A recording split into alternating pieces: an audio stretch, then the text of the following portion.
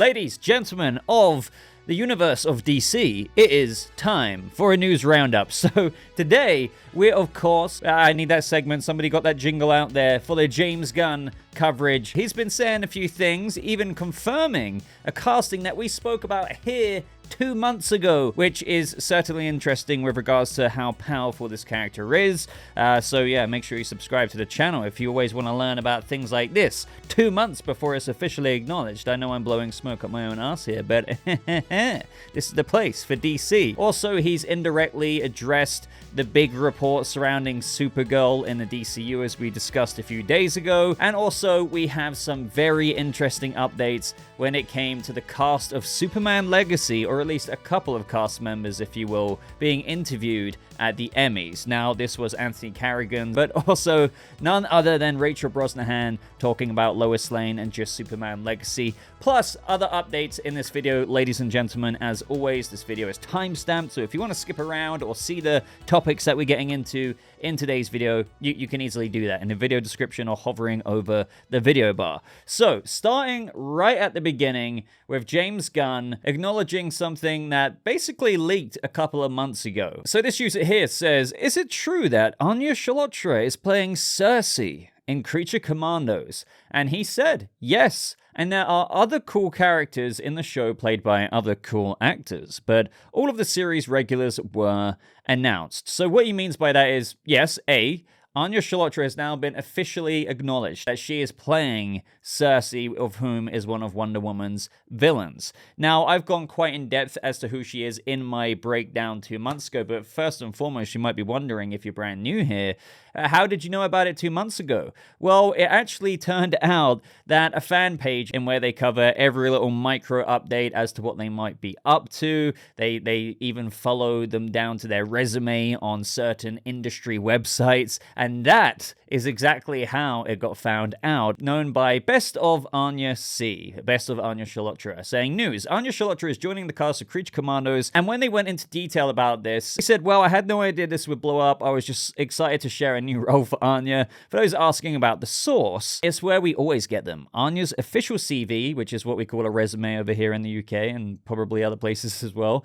While I don't like sharing her CV page like that, I can show a screenshot of where the info is. So you go to her animation section on Spotlight, and you can see here that it says date 2023, type animation, role Circe, and Creature Commandos, under the company of Warner Brothers Animation / HBO Max. Now, I said at the time that I believe this was true. You know, you don't really go to this level of uploading a resume, an official resume, on an industry-level website, and where casting directors and you know what, scout people like this for roles like this. You don't really, you can maybe, but again, it's as legitimate as you could possibly get if you want to say a word like that, legitimate when it comes to leaks. It's just that I guess major news trades and places like that didn't really circle it, but now you see everywhere now basically saying Anya Chalotra is Circe, and here on the channel we're like, well, we knew this 2 months ago. But it's good that James Gunn finally acknowledged it. I can't wait to see her. She's obviously not going to be a regular, but you're going to have other cool actors like Anya Chalotra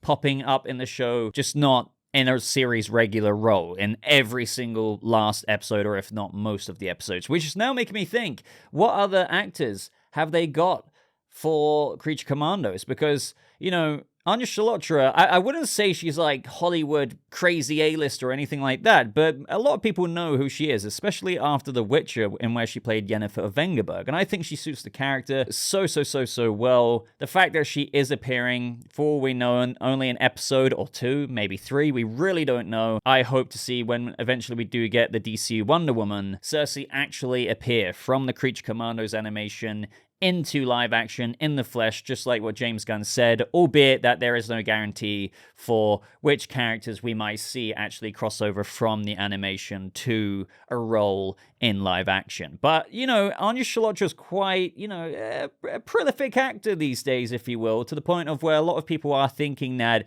surely they wouldn't have cast Anya Chalotra to play Circe if she wasn't going to, at some point in the future, reprise her Circe role in live action, maybe up against Wonder Woman. Now, Now, speaking of Wonder Woman, a lot of people are taking this to mean that it's even more...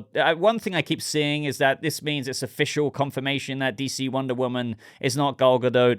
I do want to make it clear, I'm not saying that it is Gal Gadot. I'm really not, because I don't believe it will be. Not at all. But there has never once been an official confirmation from James Gunn or Peter Safran saying Gal Gadot is not reprising her role as Wonder Woman. That's never been done. But I agree, the writing is most certainly on the wall. And again, as I started off this point by saying, a lot of people are taking maybe even the teaser here of someone like Circe being Anya Chalotra's age. I'm pretty damn sure she was born in 1994, which is the year I was born in, which is my age. And a lot of people thinking, well, that might mean, you know, with what everyone's vibing over the course of time here, that Wonder Woman really might be reflecting the kind of younger actor look. Now, before anyone says it, Circe is God knows how old in the story. So is Diana of the Mascara. Yes, but the actors are clearly here from Clark Kent, 30 years old, David Corenswet, Circe, my age, 29.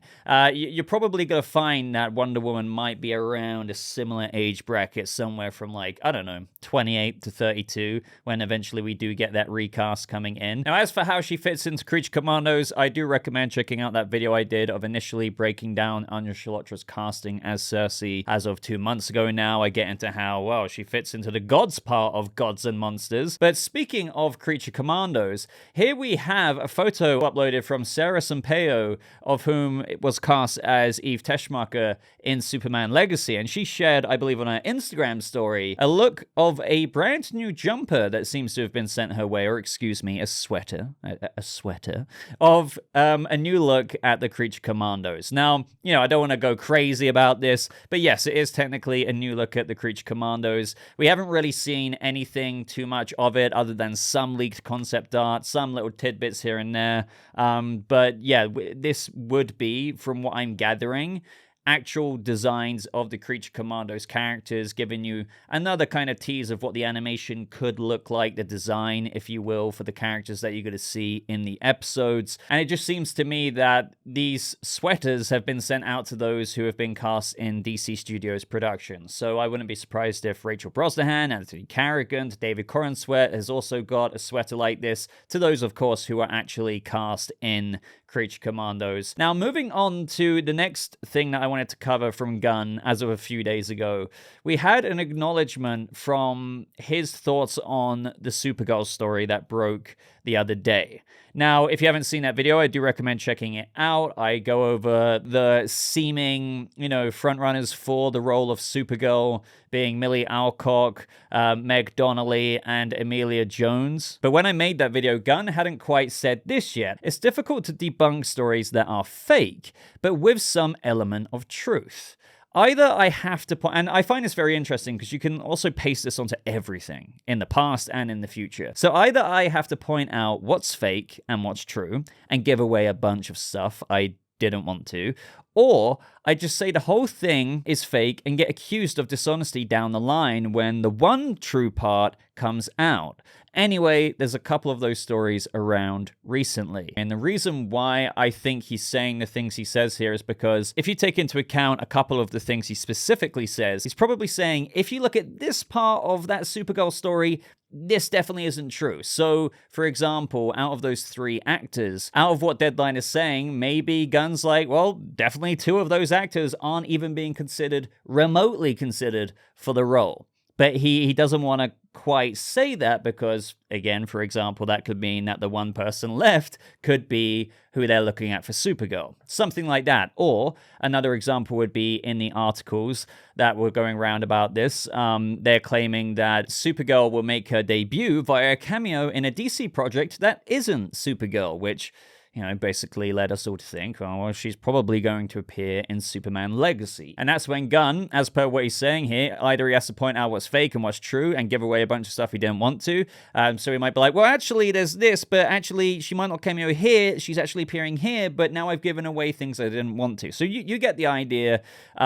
There's grains of truth clearly in this article from Deadline, but at the same time, there is also clearly things that may very well be false. And in other news here, a user asked James Gunn saying, hey sir, were you shown anything from the Penguin series? And he says, yes, I've seen all the episodes so far. Can I get a look at those, please?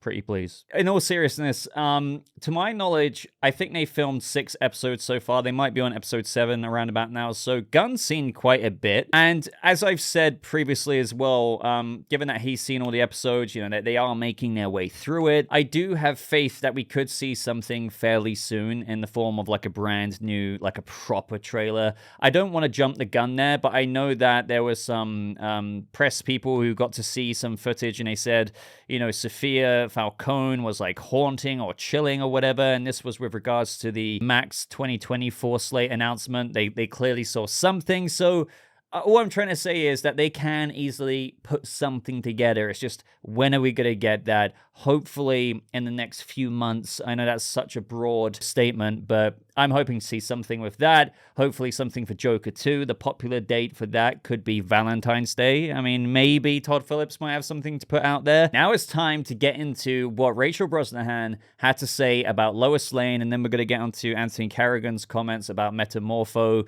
There might be a little bit of a rant in this, just because of the way a certain group of people out there may have, you know, took to social media with regards to what she said, and I just don't get it. But I have to vent. I have to vent. So the first comment I got here is of Rachel Brosnahan saying that we have big shoes to fill, but we're excited to try and fill them. I think the best part about working on this has been the top to the bottom, from James to Peter Safran and everyone at DC. And David. We're all just nerds for this stuff. And there's so much love and care that's been taken to make this film, both a film that honors the source material and justifies making another one. So one thing I do want to say is that obviously Rachel Brosnahan is probably thinking in her head and being very careful about what she can say and what she can't say. She did give us a couple of nuggets here with what we're about to read out, but I do agree with that, just from what we know so far. I know so many people are on the DC train of hype, but so many people are also just, you know, looking to find something, anything to be like, oh, this has got to be garbage. But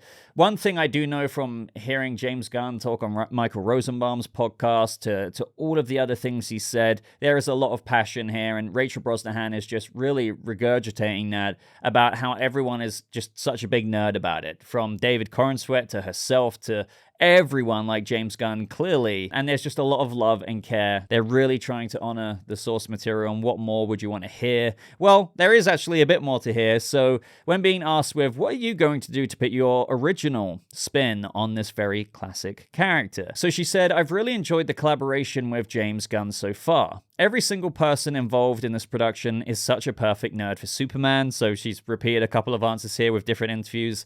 We all grew up watching the movies. Some of us grew up reading the comics. And so I feel like it's being made with so much love. And I think this Superman, oh God, and this is where my rant's got to come in. So she carries on saying, and I think this Superman will have a sense of humor. Without getting, I'm rolling through my brain all the things I'm not allowed to say, but we're excited to both put our own spin on things, but also honor this material that we love so much. And then the interviewer asked 3 adjectives to describe your Lois Lane. She said feisty, dare I say marvelous, and fiercely intelligent. Now, as a result, on social media, we've had people saying things like, and quoting the, you know, sense of humor, feisty, marvelous, and fiercely intelligent, to like, as if to knock it down and being like, huge pass, absolutely not. I don't know, I mean, I don't know where to begin with this. I know some of you guys are going to say, don't acknowledge it, Boba, don't acknowledge it, but there is too many people saying stuff like this. So, first and foremost, humor. This Clark Kent having a sense of humor of what she briefly teased there.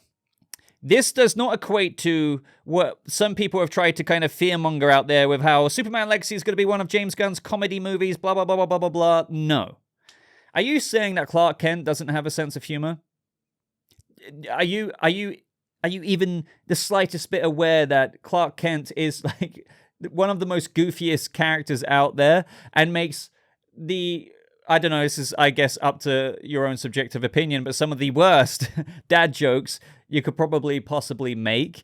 That is Clark to a T. I even tweeted in response to this saying I was just waiting for some clowns out there to take Rachel Brosnahan's comments and run with it and have a field day. Because it seems that they want like a Batman-oriented Superman or something. Whereas if they really knew who Superman is, you would know that in his Clark Kent life, he has got a sense of humor, very, very goofy, that is. And even when he's Superman, in his day-to-day saving, he might have a bit of fun with it while he's literally flying around and, I don't know, whether it's rescuing a cat from a tree or just, you know, jokingly catching someone as they fall. It's very in his wheelhouse. And as for the whole, dare I say, marvelous, well, that seemed to fly over people's heads because the marvelous Mrs. Maisel and fiercely intelligent, it's just like, I feel like if you describe a woman these days, there's a certain group of people out there on the internet that will be like, oh my god, this is woke. Lois Lane is intelligent. It's like, Lois Lane is really fiercely intelligent. And there was like another thing out recently where they said that she was very brave. That was it. Phoebe Dynevor teased the character, and we covered that. And they said that she's very brave. And it's true. I had people comment in my video saying things like, well, yeah, Lois Lane she is fiercely brave as well, because to run out there in the face of danger like Lois Lane has done, and she isn't the woman of steel. She isn't as powerful and as borderline invulnerable as Superman, and Superman can go out there with such confidence, clearly, because of his powers, you know, excluding kryptonite. But to be a human and do that, as Lois does, yes, it speaks volumes to her bravery and everything like that. But I'm getting a bit off topic, but I just wanted to rant a little bit about this because people are using this and equipping some of Rachel Brosnahan's comments in these interviews with regards to saying that Clark will have a sense of humor, you know, Lois is going to be fiercely intelligent, you know, she's going to be quite marvelous, as a way to dog down on Superman Legacy. And it's just, to me, showing such a hilariously transparent stance, because even if you didn't and weren't excited for James Gunn's Superman Legacy, everything that I just spoke about, I don't see how it can be weaponized to bring or drag this film down. And if you're one of the people that does that, again, I'm not saying you have to love this movie, but you're arguing against quintessential traits of Clark Kent, Superman, and Lois Lane. And you do look like a clown saying anything otherwise. Now, when being asked more and more about Lois Lane, how she's going to approach it, she's saying, I'm stalking some journalist friends of mine, just asking some questions about what it's like to be inside a newsroom and working in investigative journalism, having a lot of great conversations with James and David, and they're out in Atlanta. And they've been out in Atlanta doing some fight training. I've been begging James to let me get in there and show off these guns, but to no avail yet. So it's quite cool to know that, well, obviously, if she's preparing for a role, this is something to be expected. She's got some journalist friends, and she's asking them for some little tidbits of advice. She's probably going even deeper in other ways. But also the tease about how she said they're out in Atlanta right now, James and David Corenswet, and, you know, they're doing some fight training. So imagine being a fly on the wall and seeing some of this fight training for the new Superman go down. That's what I can really say about it. But it's just, it's kind of the revelation of, oh God, like we are really, you know, kicking into gear right now with everything going on, and I really, really, really can't wait to see more and more happen. And also the first comments from David Corenswet. As for when they'll be, I don't know. There is some kind of like podcast interview happening soon, but I'm not getting my hopes up about that. Now, when being asked about Anthony Carrigan in Superman Legacy, Rachel Brosnahan said that it's so exciting to have been doing this for long enough that you run into the same people over and over again. I've been such a fan of Anthony's for a long time. He's incredible on Barry, and I have no doubt that he's going to be equally as amazing. We've got at least a couple of moments together in the film, and we're really excited. So that's interesting. I mean, it just makes you start thinking. Do you know what I mean? It's not that I would have thought that Lois Lane wouldn't have scenes with Metamorpho in the film, but it's something that I hadn't thought of until she said it. You know, when I thought of Metamorpho and Superman's metahuman compatriots like Guy Gardner and Mr. Terrific and Isabella Merced's Hawk Girl, I thought, okay, that's the Superman side we're going to see. And sure, like with Lois Lane being one of the main characters in this movie, she's probably going to bump into them in a situation, right? And then Superman flies off or whatever. But it is apparently, you know, we've got at least a couple of moments together in the film. And they're both really excited to film those. Now, these could be small moments, maybe even akin to what I just said. Maybe she's going to be in, like, the group on the rooftop of the Daily Planet, and it's nothing too much more than that. But it's still really cool to imagine all the scenarios and where Metamorpho will be sharing the same scene, the same room, the same set as Lois Lane. And, yeah, I just, any theories, any ideas as to how this could be? Maybe it's something like what I said, but if you've got any other ideas, let me know. I mean, actually, one thing, again, complete random speculation here, but I said it'd be cool if Metamorpho got created in this movie. It could lead the journalistic side for Clark Kent and Lois Lane, with how they're investigating into how LexCorp have been conducting metahuman trials or something, and that's how Anthony Carrigan's Rex, or should I say Metamorpho, became, you know, Metamorpho, and he hates his powers initially, but becomes one of the metahuman compatriots by the end of the movie, and that goes off into the Terrifics later down the line, because we've got Mr. Terrific in this, and he helps guide him. But I could be wrong about that whole theory that I've mentioned a while ago, because it could be that Metamorpho is already and has been active as Metamorpho for some time. Now, Anthony Carrigan himself said in how he's preparing for the role, just reading comic books and just using my imagination. The character has never been played before, at least in real life, so I'm doing that thing where I like to draw inspiration from everywhere and I throw it into a pot and see what happens. But he's also done an interview with Rolling Stone that I want to read out, just because I think Anthony Carrigan's awesome. I've been following him since he played Victor Zsasz on Gotham years ago on this channel now. And they ask him, in Barry, you played this lovable mobster. In Fox's Batman prequel Gotham, you played a hitman. And you were cast in James Gunn's Superman Legacy as a superhero. How do you feel about playing these antagonists? Do you have a preference when it comes to playing a superhero versus a villain? And he says, it's very refreshing to be playing a superhero, finally. But I don't think it quite matters to me. My favorite game is to, no matter what I'm given, try and find the opposites. See what's possible in terms of stretching a character in different directions. With all of my characters, I really try to find some sense of authenticity and truth on what I can relate to about the character. With Metamorpho, this is a character who was almost cursed with his powers and thought that he was freakish in terms of what he looked like, and that's something I could totally relate to because of my alopecia.